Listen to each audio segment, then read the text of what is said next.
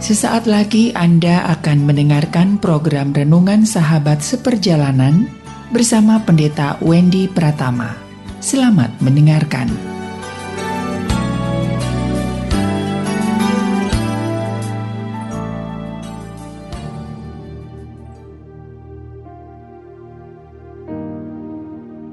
Selamat berjumpa kembali di dalam layanan audio Sahabat Seperjalanan. Hari ini adalah hari Rabu 22 Juni 2022. Tema renungan saat teduh kita dengan judul Merekatkan yang Pecah.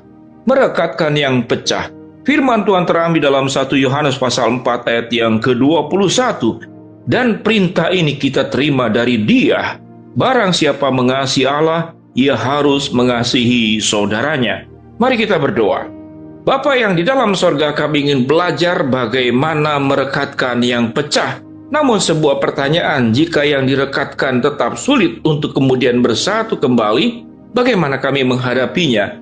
Biarlah firman Tuhan akan membimbing kami untuk mendapatkan jawabannya.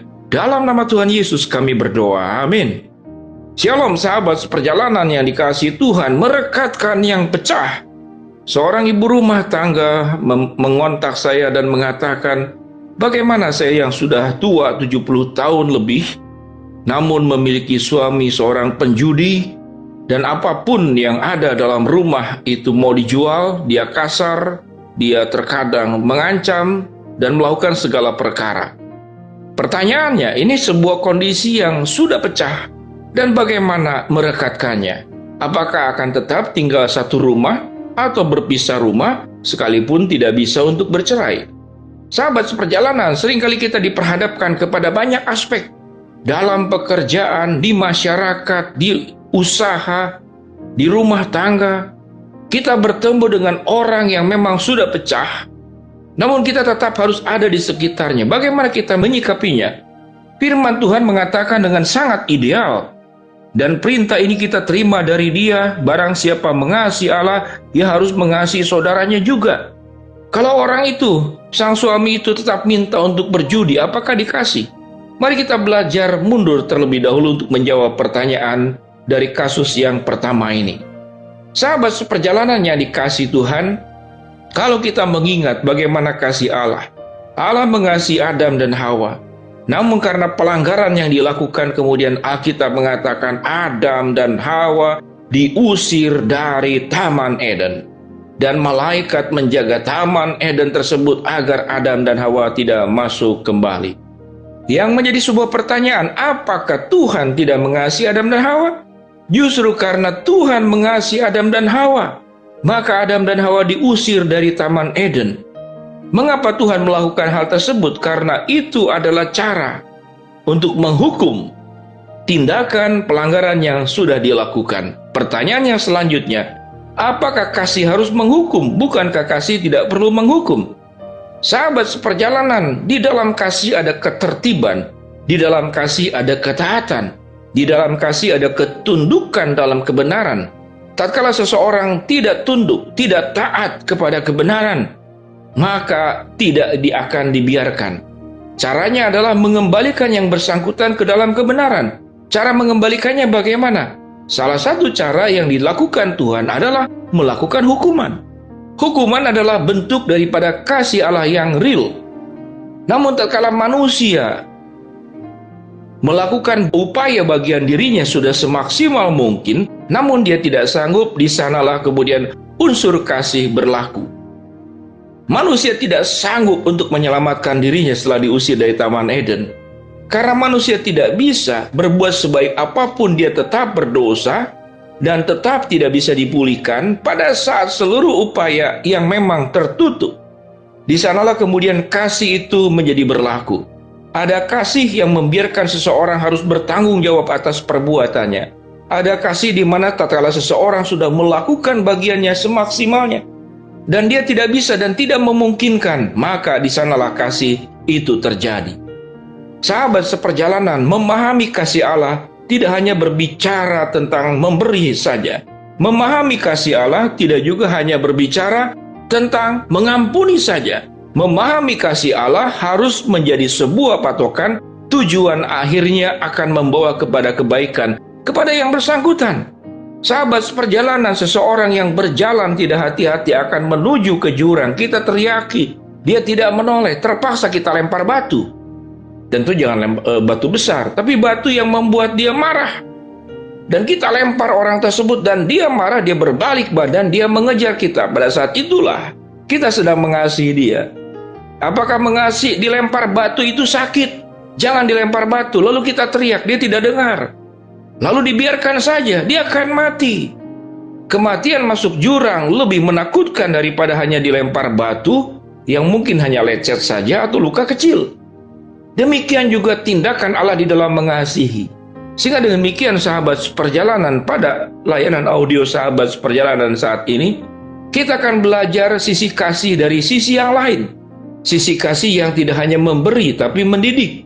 Sisi kasih yang tidak hanya membiarkan tapi memaksa. Memaksa orang untuk melakukan sebuah tindakan, yaitu berbalik dan bertobat dan merubah hidupnya untuk kembali ke dalam jalan Tuhan. Dengan demikian sahabat seperjalanan, kasih Allah adalah sebuah misteri. Namun, semangat dan dorongan dari kasih adalah apapun yang kita lakukan harus membawa kebaikan kepada orang yang bersangkutan dan membawa orang yang bersangkutan itu kembali ke dalam jalan Tuhan. Itulah kasih. Tujuan utamanya mengembalikan orang bersangkutan kembali kepada jalan Tuhan. Bagaimana cara untuk mengembalikan kepada jalan Tuhan? Bisa dengan memaafkan, bisa dengan menerima, bisa dengan memberi, bisa juga tidak memberi. Bisa juga kemudian didisiplin, bisa juga kemudian dipisahkan. Dalam rangka mengasihi orang yang sudah berbuat kejahatan, dia harus kemudian menjalani masa hukuman karena pelanggaran hukum di negara yang didasarkan oleh hukum yang berlaku. Maka karena kasih, seorang anak yang narkoba berkali-kali, dia terlibat ke dalam pelanggaran hukum, ditangkap oleh polisi, maka jangan ditebus. Biarkan dia masuk ke dalam penjara. Biarkan dia bertanggung jawab atas perbuatannya. Biarkanlah di dalam penjara, di dalam lapas lembaga pemasyarakatan, dia merenung bersama dengan Tuhan apa yang diperbuatnya tersebut, yang kemudian dia harus kembali dan bertobat. Apakah Tuhan mengasihi membuat Paulus kemudian terjatuh dari kudanya dan buta beberapa hari? Itulah kasih Allah. Kasih Allah bisa membuat yang buta melihat, tapi kasih Tuhan pun bisa membuat yang melihat menjadi tidak bisa melihat atau dibutakan dalam satu waktu tertentu. Sahabat seperjalanan, ayat yang lebih menakutkan adalah kalau tanganmu itu membawa engkau jatuh dalam dosa, maka lebih baik tanganmu dipenggal dan engkau lebih baik masuk surga dengan tangan sebelah daripada kedua tanganmu itu engkau masuk ke dalam siksaan yang kekal. Sahabat seperjalanan, sulit memahami kasih Allah. Namun seringkali sebagai orang tua dengan terpaksa kita memukul anak bukan karena kita tidak mengasihi. Karena kalau tidak dipukul, Alkitab mengatakan dalam kitab Amsal, kalau kita tidak memakai tongkat, jalannya akan semakin kacau, semakin menjauh dari Tuhan, semakin buruk keadaannya, dan semakin tidak mengalami sebuah kesadaran. Dengan demikian sahabat seperjalanan, ternyata seni mengasihi yang berdasarkan kasih ilahi dari Allah ternyata tidaklah mudah. Cara bagaimana yang kita akan ambil? Maka itu dibutuhkan hikmat dari Tuhan dalam doa-doa kita. Mari sahabat seperjalanan, kita belajar memahami bahwa untuk merekatkan yang retak membutuhkan hikmat dari Tuhan. Mari kita berdoa. Bapa yang di dalam sorga, hamba-Mu berdoa buat sahabat seperjalanan yang sedang sakit, Tuhan jamah sembuhkan. Sahabat seperjalanan yang sedang menghadapi masalah, Tuhan bukakan jalan. Sahabat seperjalanan yang sedang mengharapkan sesuatu, Tuhan akan menolong dan akan mengabulkan sesuai dengan waktu rencana-Mu. Dalam nama Tuhan Yesus kami berdoa, amin. Shalom sahabat seperjalanan, bagaimana kita merekatkan yang pecah? Kita memiliki kasih dari dua sisi yang berbeda, sebagaimana dijelaskan tadi. Biarlah hikmat Tuhan untuk kita boleh mengenal, memilih, mengasihi dengan cara yang seperti apa. Tuhan memberkati kita semua, amin.